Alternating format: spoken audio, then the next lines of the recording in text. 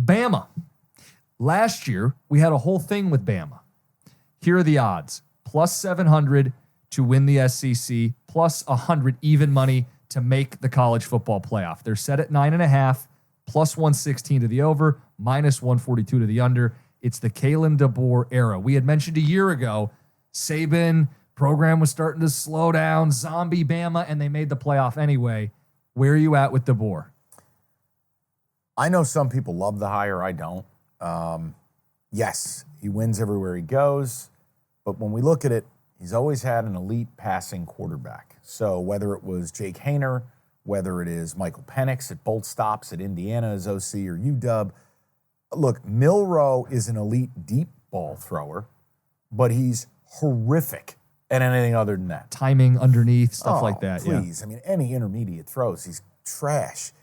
This is going to be a lot of deep ball shots, but my issue, these are not Bama wide receivers. Yeah, where's they Amari lose Cooper? Isaiah Bond. Yeah. You're bringing in Jeremy Bernard, who's basically like a jet sweep guy. Yeah. Came to State, then he goes to UW. Now he's at Alabama following DeBoer.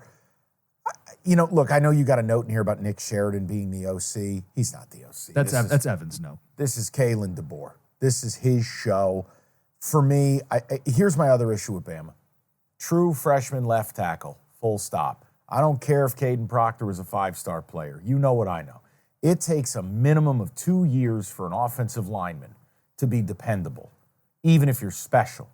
It takes more than that if you're going to be a superstar.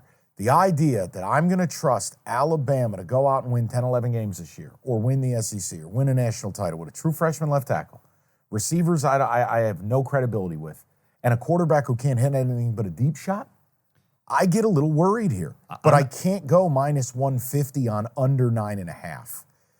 I wonder about the even money to make the playoff. Because if they go 9-3, which is what the under would suggest, could Bama on name recognition get into a 12-team playoff at 9-3? That would make more sense. If you don't think, because here's the deal, they're not going to be a 7-win team. If you think they're going to fall a little short of 10 wins, the better bet is not to bet the under, it's to bet to make the playoff at plus 100. I like what you're doing there. Yeah, and I don't love the bet. It's not what I'm going to play, but we're trying to talk through this for people. No, I also think you're looking at a new scheme defensively, too, and that's just something. Look, new coach, new schemes.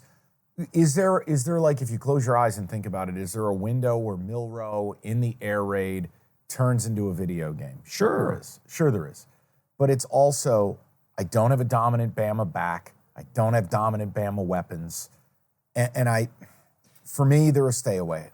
Do you think there's an element of this, too, where there's blood in the water in the SEC now? No Saban. Like, Saban's gone, and while DeBoer's good, it's not happening immediately as he puts his stamp on a program. Sure. There had been some slippage. I know they made the playoff last year, but the program had seen some slippage from peak Saban. That was the worst Saban team I've seen. Right. So if they were going a little that way, and then the Jenga block of Nick Saban gets pulled out, and it topples down. And again, I don't think also, here's the other thing. I mean, a great note in the prep here from E.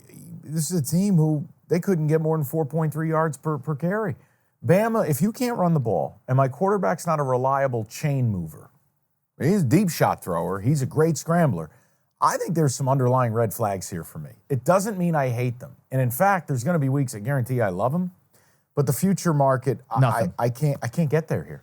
Not for me. No, and I'm with you. I had the same read. I'm a little sour on them, not a lot, but you can't bet the under, and I don't want to bet them to make the playoff.